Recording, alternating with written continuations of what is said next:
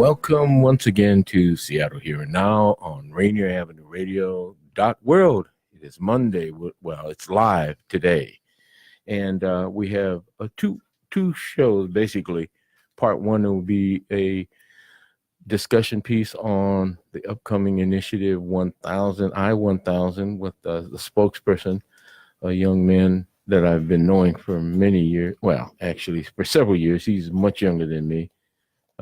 But I've always looked up to him. Jesse Wineberry, former state legislator of the 43rd District, a business owner, somebody who's a spokesperson for the Initiative 1000 campaign. I guess I'll call it a campaign, but the Initiative 1000, I guess what we say movement, with my co-host, Carly Summers. Special guest, Jesse Wineberry, you're coming in from a remote out there in Houston, Texas. Is that correct? Yes, actually en route from Washington, D.C. And so, John, it's great to be with you and Carly. And I look forward to giving you the breaking news on I-1000. Well, I'm going to turn it over to Carly. She's going to begin our show. So up to you, Carly. Okay. Thanks again for having me.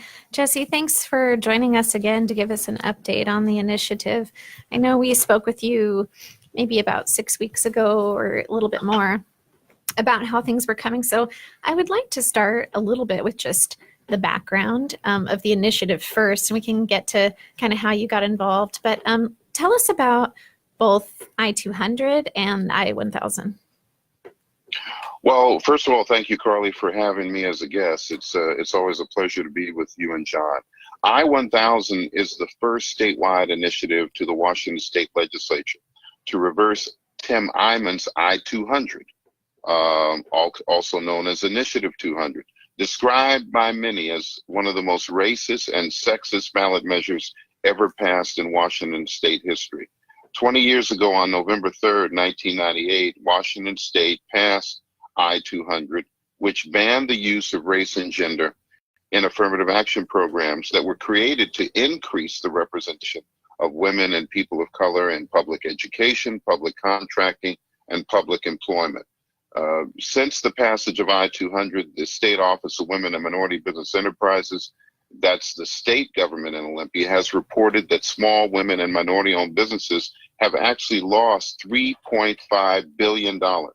That's not 3.5 million, $3.5 billion in job-generating state contracts, and African-American and Hispanic unemployment has risen to nearly 7% and 6% respectively, double that of Washington's overall 3% unemployment rate. So I-200 on the economic side has been devastating to women and people of color, and I-1000 is gathering momentum across the state to reverse I-200 and to bring diversity back, to reclaim that 3.5 billion so that we don't lose it over the next 20 years.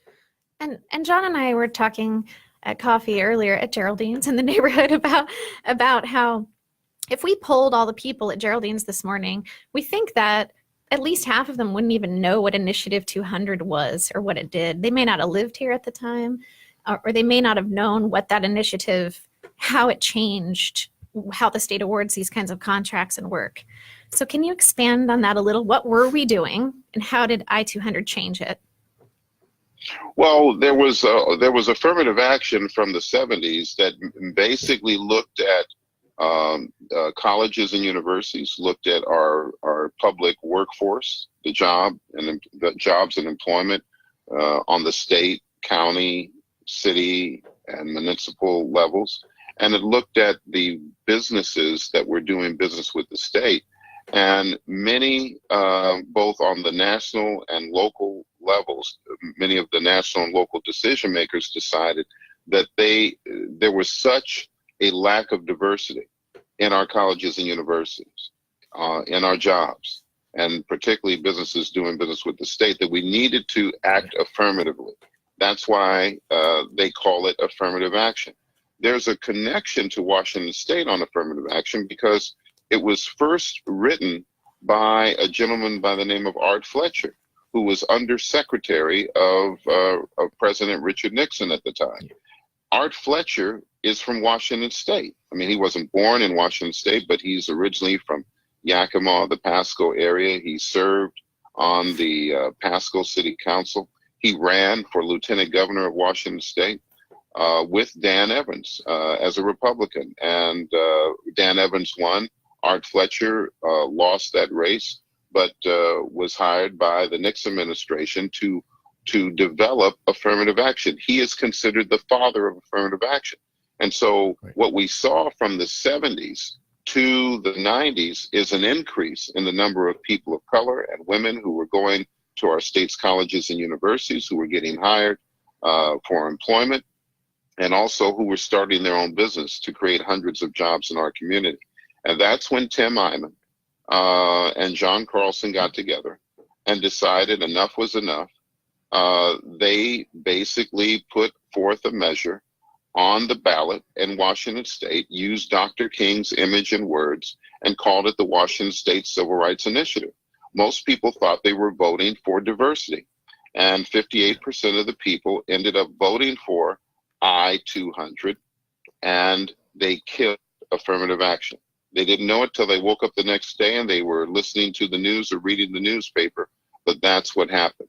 And so when you look at $3.5 billion being lost over the last 20 years to women and minority business, when you look at our numbers at our colleges and universities actually declining, both on students and on our faculty, and when you look at the lack of employment and outreach and hiring that's going on now, the reason is because I-200 has had a chilling effect that prevents our state government from recruiting and hiring and admitting women and students and people of color at the rate that we were 20 years ago. So I-1000 brings affirmative action back. It puts diversity front and center, and it also creates a governor's commission on diversity, equity, and inclusion to make sure that never again will someone come and put a ballot measure before the voters and trick them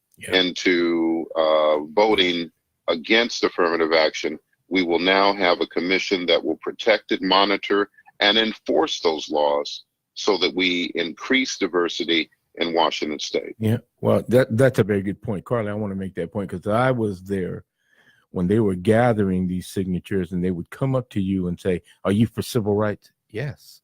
"Are you against discrimination?" Yes. "Well, sign this." And people were signing it, right, not realizing and understanding the implication of I-200 when they signed off on it. And having had a discussion with Mr. Carlson, one of the things that just grates at me, he makes reference to the fact that, isn't it discrimination against white males? Isn't it reverse discrimination, affirmative action? And then I just start running off the numbers. How many billions of dollars? 98% of the contracts gone 20 years since 1998 have gone to white firms. You know, heads of companies and corporations, major corporations run by white men. Very few women, very few white women, very few women of color, and on and on and on. So, you know, it is, and that's something that has to be part of the mindset that when we go out and talk about these things, and I've done some petition gathering too under I-1000, you have to set the record straight. And that's my contribution to the conversation. Please. Well, and we talked when we last had you on the show about the confusion in the language of I-200 and the law as it reads. I'll just read even one sentence to show how the language was used.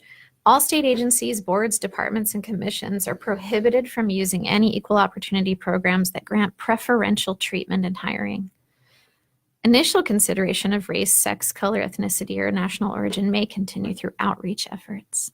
So, as you said, the wording of the law itself and the initiative, the introduction of the initiative, were so confusing to people that many folks voted for this. As you said, 58.2%, 1.9 million voters approved the initiative, and many, at least to our perception, may not have even understood what the law was attempting to accomplish. Some of the very people who have benefited from affirmative action voted for I-200, which Right. killed affirmative action. Mm-hmm. And had they known better, they would have voted better. But it was very deceptive and deceitful language. Right. And we must also be very clear. They used the words of Dr. King, the words that we're all familiar with. I live for the day when my children will sit at the table of brotherhood and not be judged by the color of their skin, but by the content of their character.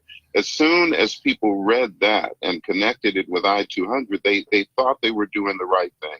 I-1000 gives Washington State a second chance. A second chance to do what we wanted to do 20 years ago, except now we have a chance to do it for the next generation. I should also point out that I-1000 is more inclusive.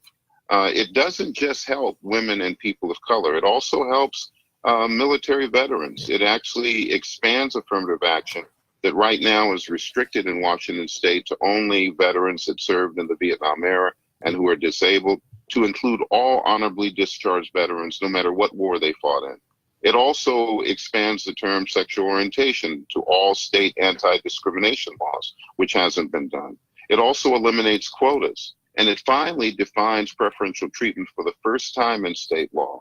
And that's one other flaw of I-200. It used the term, as you read a second ago, preferential treatment, but it didn't give it any definition. Right. And so it left everyone to assume that affirmative action was preferential treatment, when affirmative action has never been preferential treatment, because the one thing that is required of anyone going for a job or going for a business opportunity or even to get into a college is that they must be qualified. Right. And it was argued by the right wing that affirmative action meant you didn't have to be qualified. Yeah. And that's never been the case.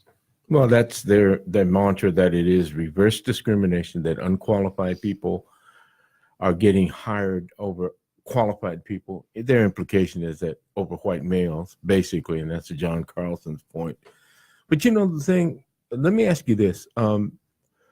With respect to the fact that when I looked at the numbers, and you go through the MWBE directory, and my illustrious co-host she and I are going to be talking about the certification process. There are opportunities at the federal level. This does not, see, that's the thing that people don't understand.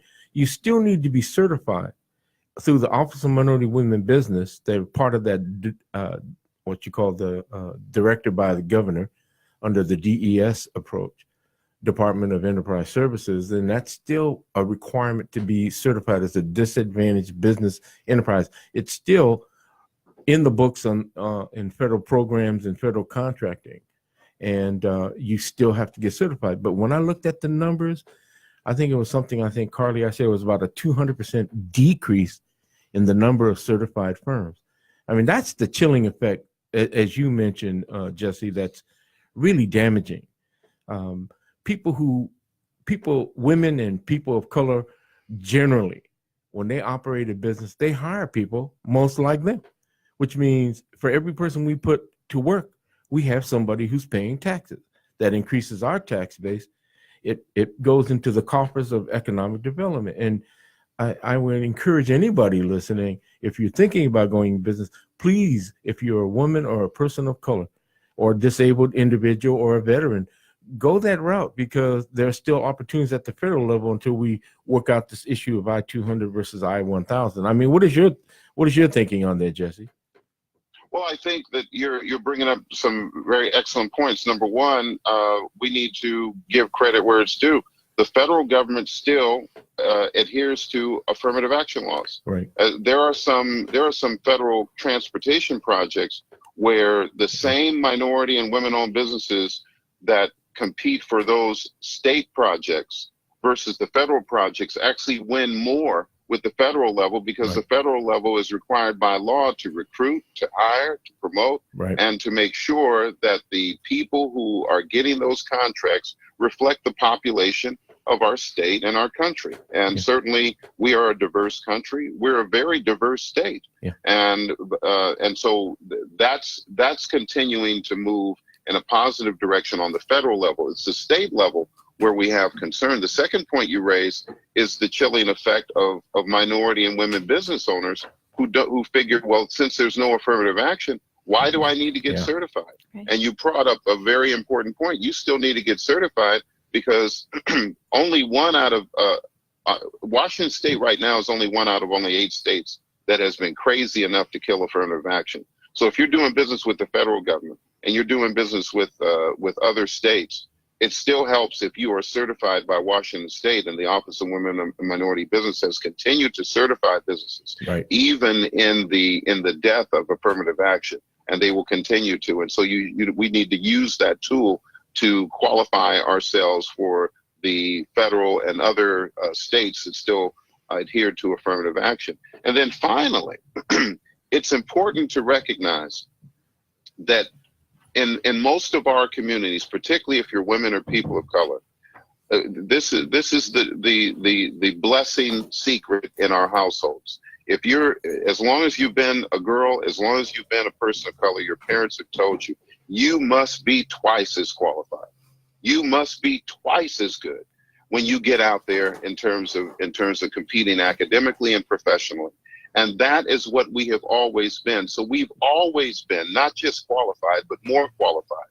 And we cannot let anyone take any credit or confidence away from us, because there are programs that are created to increase the number of people who are diverse in a workforce that right now is not as diverse. The number of people who are getting a college education to increase that diversity. And finally, on the business side, the number of minority and women businesses who are getting their shot. All of us realize one thing: we may benefit from affirmative action to get the opportunity.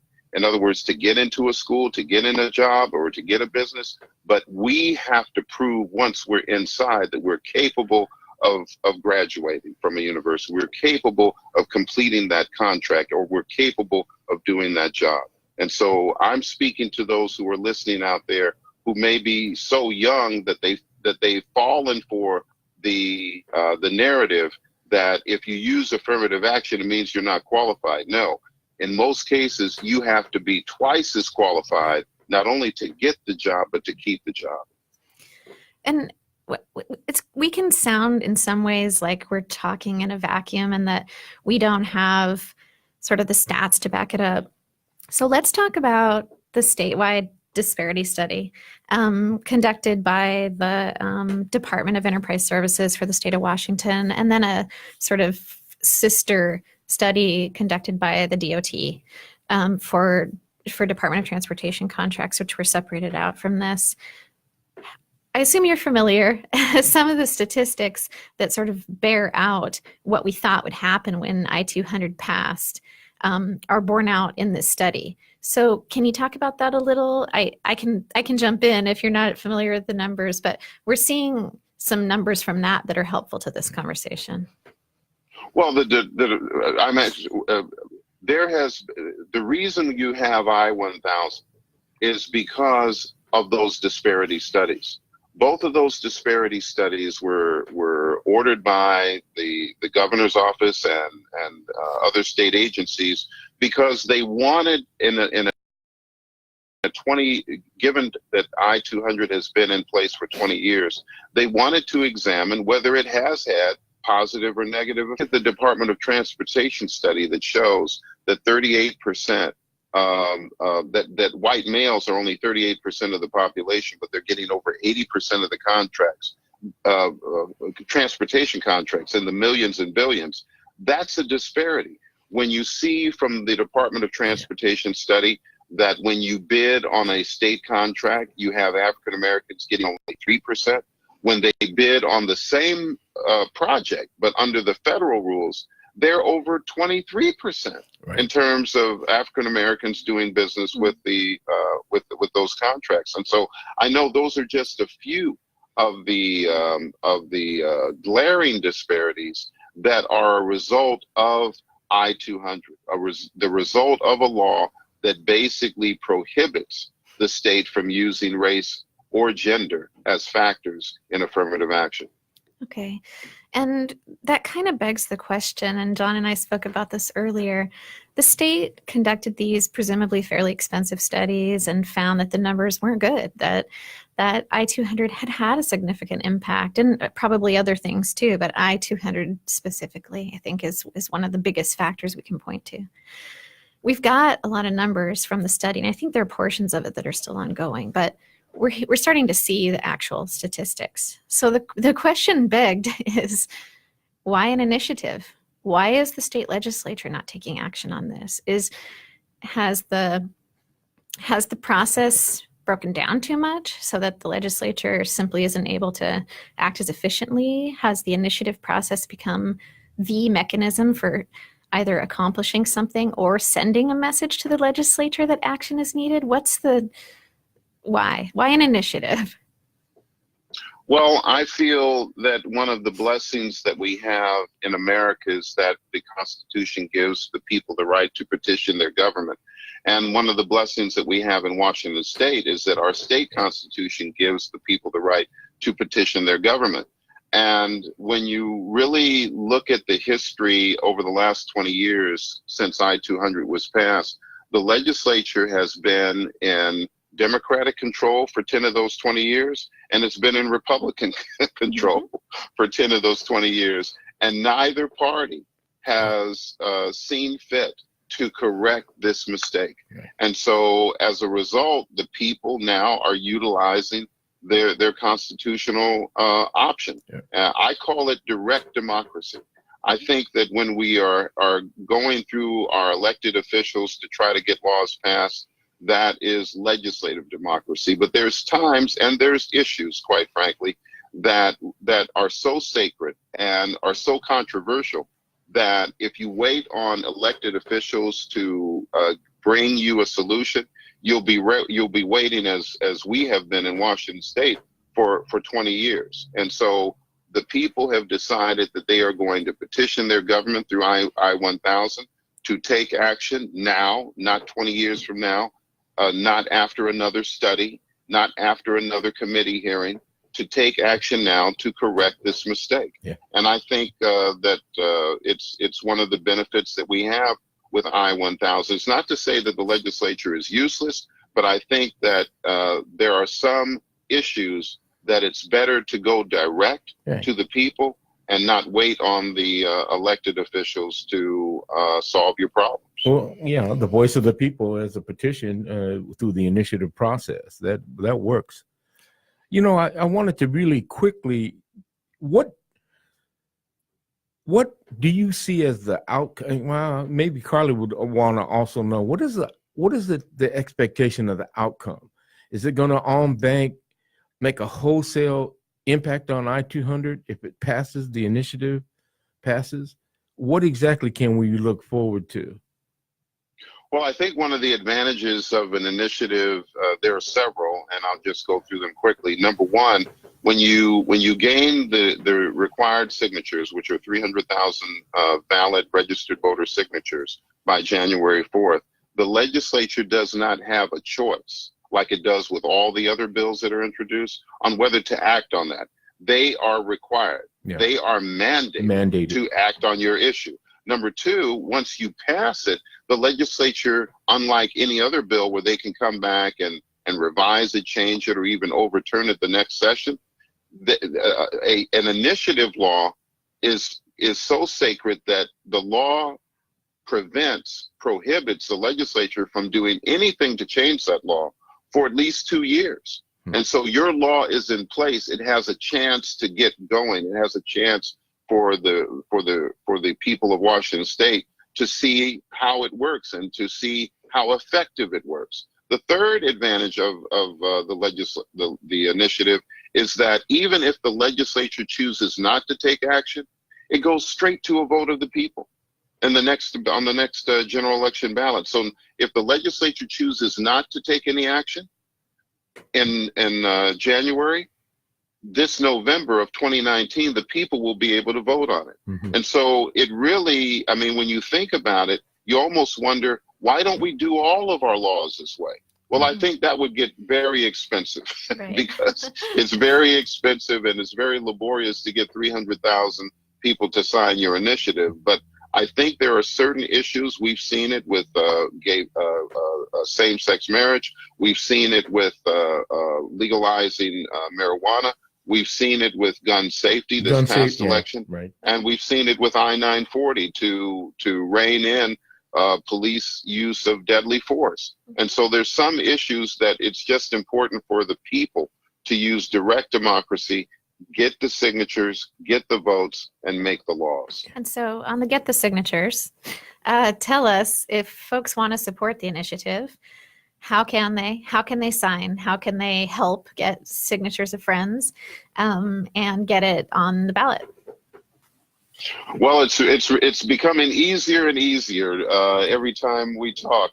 Number one, I don't think last time we had the support of Walmart.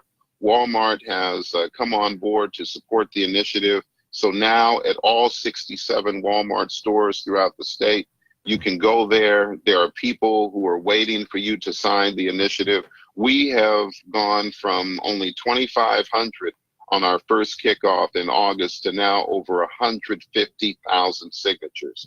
And we still have a month to go to get the other 150,000 to hit the 300,000 number. They can also go online to yesonone1000.com and actually print out their own initiative, as long as it's 11 by 17 in terms of size and it's two-sided. They're able to have their own initiative signed. And we have the U.S. Postal Service that has come on board to make every initiative postage prepaid. You don't even have to put a stamp on it to mail it in. December 30th is our deadline. January 4th, we will be going to Olympia to turn these into the Secretary of State. Jesse, thanks. We're going to have to end now, but again, we're going to probably do another update from you when you get back in town. You're calling long distance. Thank you for calling in, Jesse, and updating us. Again, Carly Summers, on behalf of Carly, myself, John Yasutake, and my special guest, Jesse Wineberry, spokesperson for I-1000. You're listening to Seattle Here and Now on Rainier Avenue Radio. We're going to sign off for right now, but we will bring you back again, Jesse. Thank you. It's my pleasure. Thank you, Jesse. This is Paul Pearson, host of Star Time. And when I'm not explaining to my intern exactly what R&B is, I'm listening to RainierAvenueRadio.world. Hello, friendly neighborhood agitators and listeners. This is your most prodigious political talk show host, Cliff Cawthon. Tune in every other week to listen to Politics Off the Cuff on Rainier Avenue Radio. On Politics Off the Cuff, we bring you interviews, panels, commentary, and analysis, especially from people who are fighting for progress from the bottom up, from the grassroots, in your communities, in your neighborhood, on your block, in your city, from local to global. Join us every other week for Politics Off the Cuff here on Rainier Avenue Radio. Hello, this is John Yasutake, your host for Seattle Here and Now on Rainier Avenue Radio.world. I will be bringing subjects and guests in to talk about things that impact you in our community. Are you concerned? Do you care? Let's talk about it. Please tune in. Rainier Avenue Radio.world for the show Seattle Here and Now. This is Brenda Charles Edwards, host of Seniors Matter. Join me every week to get information on activities and issues that impact the lives of older adults and their families. That's Seniors Matter every week on Rainier Avenue Radio. Kind of nonsense conversation are we having here? The Neon Ghost Show. The Neon Ghost Show. Right here on Rainier. What's it? RainierAvenueRadio.world. Right about now. RainierAvenueRadio.world. I'm so tired. I have to pee. Hey, I'm Jalal Wilson. Check out my show, The Single Father Project, on RainierAvenueRadio.world. I'm a single father raising my 4 children and trying to change my life in the process. My goal is to inspire other parents to do more, become more, and have fun along the way. I would love for you to check out my show, Single Father Project, on RainierAvenueRadio.world.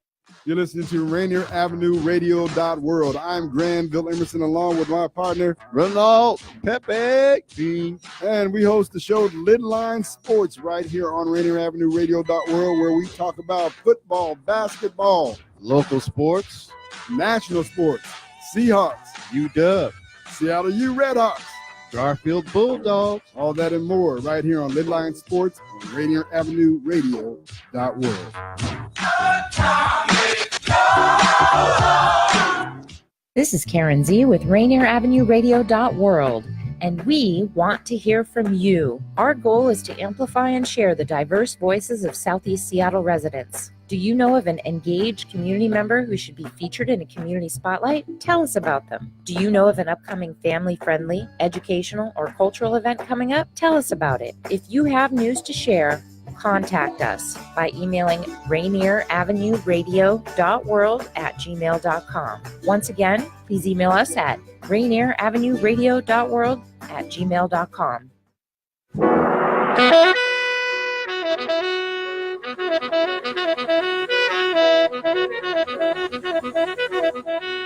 Welcome once again to Seattle Here and Now on Rainier Avenue Radio.world. This is our wrap-up show this month for November, and we are concentrating on talking about hate groups and hate crimes. And I thought it was important. My co-host, Carly Summers. Welcome, Hi. Carly. Thank you.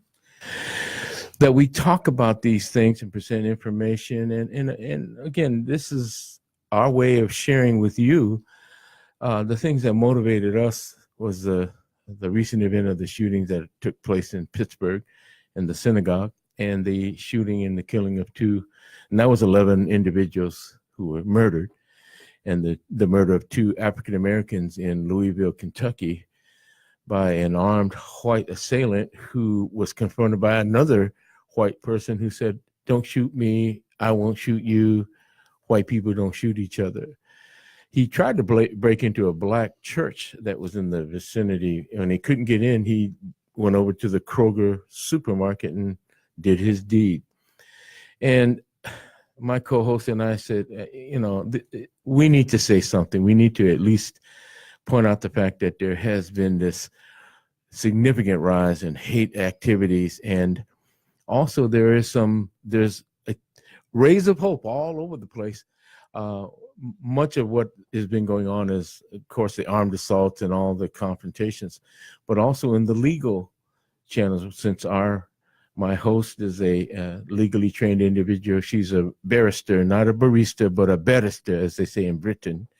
And she's going to share with us a recent decision. And I thought it was interesting because a lot of these groups that profess hate, they say, well, it's my right because it's a free speech issue. So, Carly, you're the legal, I don't want to say legal beagle, but you're the legal expert here.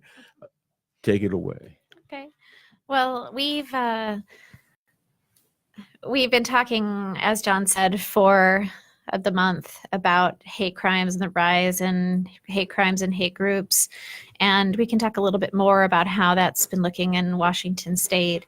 But as John said, there was a recent decision, and this was a Montana court, the federal district court in Montana. And there was an issue here of this First Amendment argument where a website that had been promoting lots of hate speech and even taking action to harass private citizens targeted a real estate agent who was Jewish, who got in touch with the mother of a known, the person who was running this website that was encouraging hate speech, and got in touch with the mother who owned some property and said, I wonder if you might be interested in selling this property and also kind of disavowing your son's views. And the property had been the subject of protests because of the son's speech. In response, the mother first initiated a relationship with the real estate agent to sell the property, but then flipped, canceled the plan, and then she and her son targeted this woman over and over. And the court considered whether their speech, including to harass this woman extensively with death threats, sometimes phone calls with just gunshots in the background, references to the Holocaust, over 700 threats to her family, whether this was protected speech. And the court held that it was not, and that because she was a private individual and not a public figure, that the speech was not protected. So this kind of lays out, and of course the response from the white supremacist group was that this has a chilling effect on free speech. And the suit had been filed on behalf of the real estate agent by the Southern Poverty Law Center, which we've spoken about extensively here, and tracks these kinds of groups extensively as well. They're kind of the go-to to find out more about your area and what groups are active. But it raises this question about free speech. And so even though this court has said, this was a private individual, so this speech is not protected against her. If she's a public individual, so, a city council member or any of these kinds of things, the speech may not have those same protections. So, we can't stamp this out altogether with cases like this. And it's difficult for people to get representation. There's so much of this stuff going on around the country that not every private individual can get Southern Poverty Law Center's attention. So even though it's a good case study, it also doesn't give us the whole picture. No, yeah, but at least there's a ray of hope, a very thin ray of hope. And the correct thinking individuals will say, yeah, this is not free speech. You don't have the constitutional right to spread hate. I think that's something that we need to say, and I think we need to say it in an unconcerted, without any hesitation, without any conditions. Hey, you cannot spread hate through your words, your advertisements, your action, whatever. I think that's one of the things. Well, and we've talked a lot about all the different kinds of hate crime and hate groups, who they're targeting. We had guests on last week talking about hate crimes and hate groups who are against the LGBTQ community. That the fact that actually most hate crime is committed by individuals, and that the group that suffers the most in terms of hate crimes is actually the trans community and LGBTQ community at kind of the larger level, which may be a surprise to some people. So we've learned a bit more about what's going on, but also about what's been going on in Washington State specifically, and that we may not be one of the cities that has had the greatest increases in hate group activity and hate crimes, but we have seen an increase, and that there are active groups in Washington State. So maybe we can talk a little bit more about that, John, and some of the things, some of the venues we're seeing it in. Well, we did the look into kind of thing, and again, a lot of the information we get, Southern Poverty Law Center is one of the best sources. We use them in my agency when I work for DOJ, as well as people like FBI, and also the Anti-Defamation League keeps a dossier on groups like that on their HEAT program. But in Washington State, presently identified 26 groups. They go by various names: Volksfront, Hammerskins, whatever. We're going to talk about that a little bit more, but I broke it down in categories. I thought this might be helpful. 2 identified KKK, Ku Klux Klan groups, 2 neo-Nazis, 5 white nationalist groups, 4 racist skinheads. Now, we have to make a distinction. There are skinheads who are racist, and there are skinheads who are non-racist. And they have actually classed. I know that in England, there's a big issue with racist skinheads and non-racist skinheads fighting it out in the streets of London. That has gone on. But anyways, there's 4 racist skinhead groups. There's 1 Christian identity group, and that's a church-based religious group who says, they're racist. And, I don't need to get into those details. You know what I'm talking about. There are 5 black nationalist groups, 1 anti-LGBT group, 4 anti-Muslim groups, and you just have what they call just general hate. Just general hate. They just hate everything. And I'm going to mention a couple of other things as I move on. And just really quickly, in Idaho, you have 1 KKK group, 1 neo-Nazi group, 1 white nationalist group, 2 racist skinhead groups, 1 Christian identity group, and 3 anti-Muslim groups, and 3 general hate groups. And in Oregon, you have 18. You have 1 KKK, neo-Nazis. There are 3 identified, 3 white nationalist groups, 4 racist skinhead groups, and 3 black nationalist groups, and 1 anti-Muslim group, and 3 general hate groups. And then moving to Alaska real quickly, you have 1 neo-Nazi group, 1 white nationalist group, and general hate. I guess they don't have time to hate up there because they're trying to stay warm most of the time. But what is also surfacing is what they call these super patriot groups. They are anti-government, anti-everything, and they are becoming a growing body in Washington. In Washington alone, in Idaho, there are 15 identified. In Alaska, there are 10, and in Oregon, there are 23. And I don't have the number for Washington State, but you can bet that that's going to be a fairly large number. Now, these are patriot groups. Super patriot groups who believe in, Second Amendment, keeping arms, but you don't license me. You can't regulate me. I'm not paying taxes. You can't make me renew my driver's license. This is a story in Memphis, Tennessee.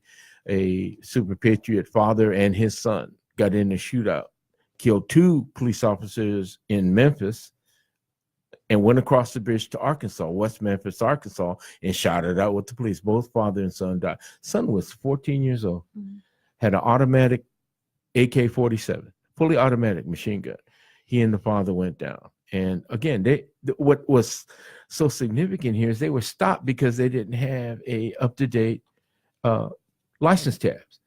And they shot 2 police officers. Because again, their mantra is you can't regulate me. So that is, to me, amongst other things to be kind of scared of, there is a boogeyman out there. There are several boogeymen out there, and women. Yeah. Well, and let's maybe bring it home a little. So some of the, as John said, the numbers of groups. So a handful that are active in Washington State, just to give you an idea of where these groups are. Again, Northwest Hammerskins, a racist skinhead group active near Yakima. Respect Washington, an anti-immigrant group active in Burien and Tacoma. I mean, that's right in our backyard, folks.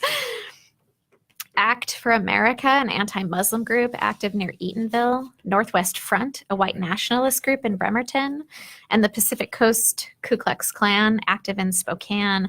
These are all active groups. And, like I said, we're talking about Burien here. So this is literally happening in our backyard. And these are groups, again, who have been identified by the Southern Poverty Law Center as active hate groups in Washington State. They may contend they are not, but under the SPLC's guidelines for identifying groups as hate groups, and they have lots of information about their methodology for identifying groups in this way. You can take a look at their website for lots of information. But we've talked about John and I always go back to, because this is a community radio station, what can we do in our communities to address this and to be more aware of it? How can we educate ourselves first about whether it's really happening, which I think we all agree it is. There are some folks who would still say that there is not really a rise in these incidents, but everyone tracking it seems to agree that there is. So some of the resources we have to find out more, like we said, Southern Poverty Law Center, in King County and Seattle, the Seattle Police Department's page has information about hate crime. John, do you have some more thoughts about where people can turn? Well, one of the things that we know about these groups is they have a significant, I guess you could say, their own ideologies. Of course, hate is one of them, but also branded in that they are self-identifiers. They love to identify themselves through use of literature, graffiti, And my thinking is this, yeah, just like we used to talk about gang graffiti, get rid of it, but report it.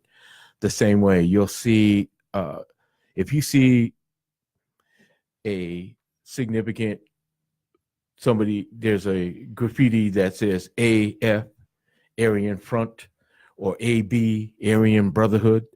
You'll see a swastika. You'll see the SS symbol. I mean, all of these things are attributed to hate groups. One of the things that Carly and I talked about, they spend so much time doing things to signify themselves. And for those you can see, they do one of these things is called SS. The other one is 88. 88 is significant because the letter 8, the number 8 is correlates to H in the alphabet. And if you see a double 8, which is 88, that stands for Heil Hitler. I mean, they spend all this time working out these details. You'll see letters too. My Aryan girlfriend, MAG, or all Klansmen rise together. You'll see them in letters. They won't be writing them out, but they'll be using those particular letters and symbols. And as Carly was saying, that you have the Northwest you have Hammerskins in the Northwest, but you have the segregated group whose belief is that the stronghold for Aryans and racists and white supremacists will be the Pacific Northwest. They even have their own flag. They developed their own flag. But what's so interesting is the individual who really was the center of founding it has repudiated that. He's no longer involved with that. He's basically said, that's not me anymore. And so there's interesting kind of panoplies too. And then, like I said, there is that internecine conflict between different groups because one may be more violent. You saw that in Charlotte, in North Carolina. That was an example of the more violent groups. There are other groups who are supremacists or white supremacists as well as racists, but they're not going to act out. But there has been a departure. And again, this has been covered pretty well by Southern Poverty Law Center and the FBI. And I did want to mention there's another group that's emerging. It's called the Proud Boys. Proud Boys, the FBI has now classified them as an extremist group who spawns and they're tied to the white nationalist movement. And a lot of these groups and identifications and monikers come from the prisons. AB is not Aryan Brotherhood as out of California. All these have been adopted all around the country. So, I mean, it's just there's a plethora of information. If you're interested, as Carly said, the Southern Poverty Law Center keeps a great database. They trained us when I was with DOJ. They also train FBI to look for these things. So does ADL, Anti-Defamation League. In different parts of the country, we know that in certain geographical locations, Snohomish County, Pierce County, there have been active groups up in those areas. We know that. And especially near the borders, they're very anti-immigrant. We know that there has been activity along the Columbia River area, Camas, etc. There have been reports of different things going on out there, but there are hate groups and extremist groups. If you drive to Portland, at least years ago, you would drive by a sign somewhere between Centralia and Chehalis, and you see a picture of Uncle Sam, and they would say things like, yeah, and there would be statements out there that you say, oh my gosh, how un-American, how, all of those wonderful things. So that's my thinking on it. So please go ahead, Carly. You have some more information. Yeah. Well, and like I said, because this is community radio, we want to kind of bring it in and focus on, we've talked about some of the events that have happened in or around our neighborhood and how folks have responded. One that always comes to mind, and it was just one of, I'm sure, many events like this that happen all the time, which is maybe why it stands out, was the man at the light rail station on Beacon Hill yelling hateful speech at people just getting off the train. Several people interceded, but this is the kind of thing that happens every day, and it happens in our neighborhood. And I think that's important for us to acknowledge too, that we live in one of the most diverse zip codes in the country.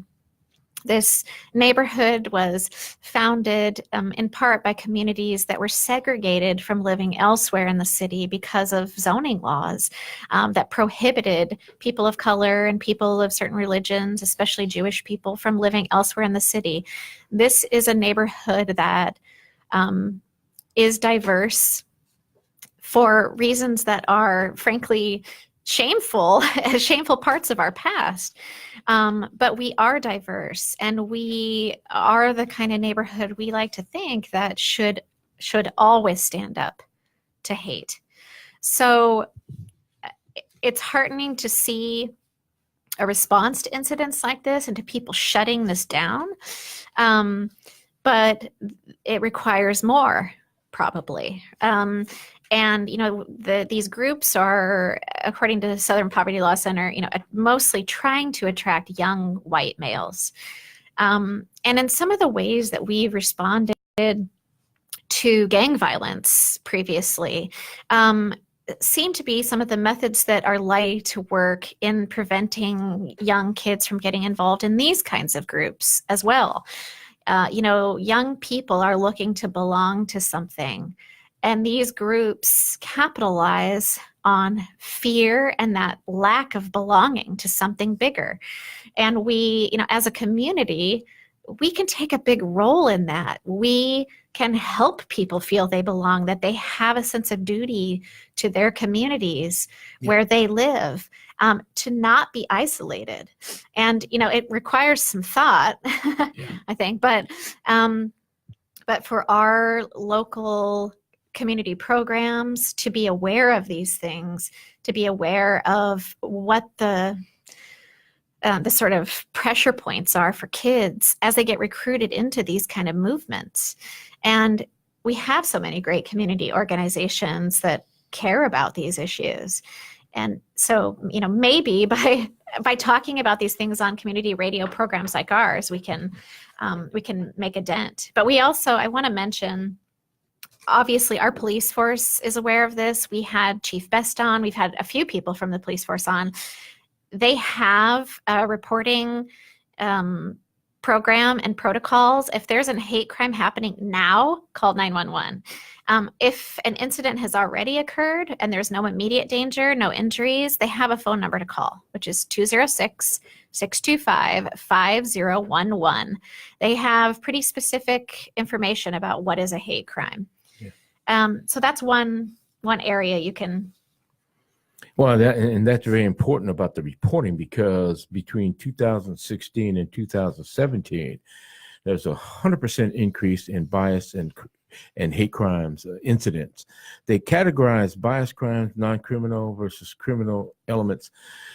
Nevertheless, it went from 200 to 400 in 1 year's time. And I know 2018 is going to be a banner year for even more in terms of the number of issues that have come up. But if you see it, like I said, you go go around your neighborhood. If you see graffiti, hate graffiti, report it. They may be tagging certain firms. They may be tagging certain businesses. I know that was something that happened quite a bit years ago, before the Southern Poverty Law Center got involved in a number of lawsuits against the KKK, and they were targeting and tagging businesses.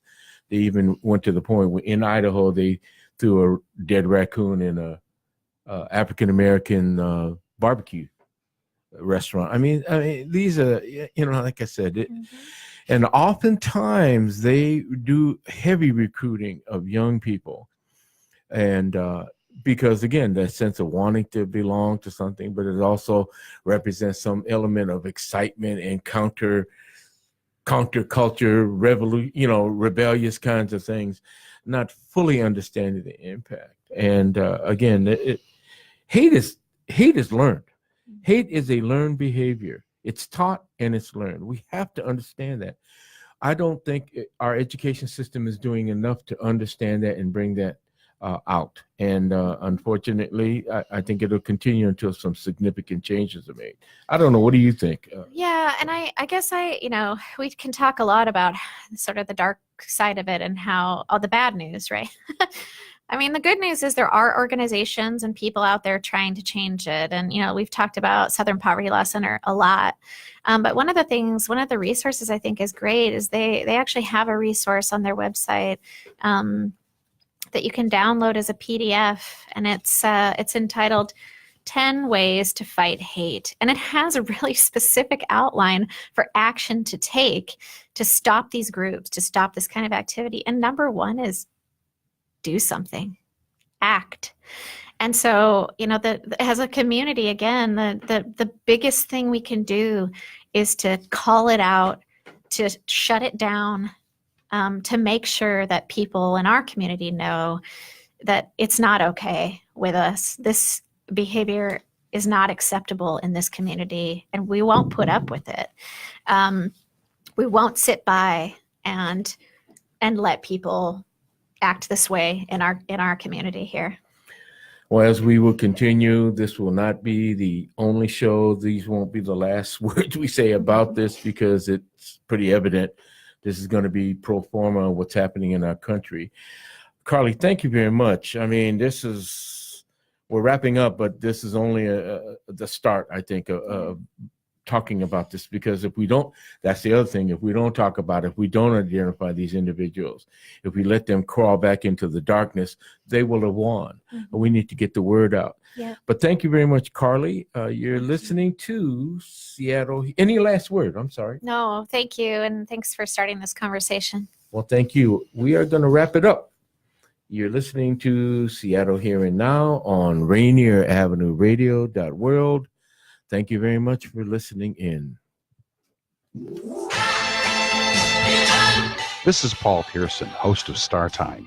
And when I'm not being reprimanded by traffic cops, I'm listening to Rainier Avenue Radio.world. Is Brenda Charles Edwards, host of Seniors Matter. Join me every week to get information on activities and issues that impact the lives of older adults and their families. That's Seniors Matter every week on Rainier Avenue Radio. Mga kaibigan, makinig po kayo sa PhilAm Radio. Ladies and gentlemen, keep listening to PhilAm Radio, broadcasting live every Tuesday at Rainier Avenue.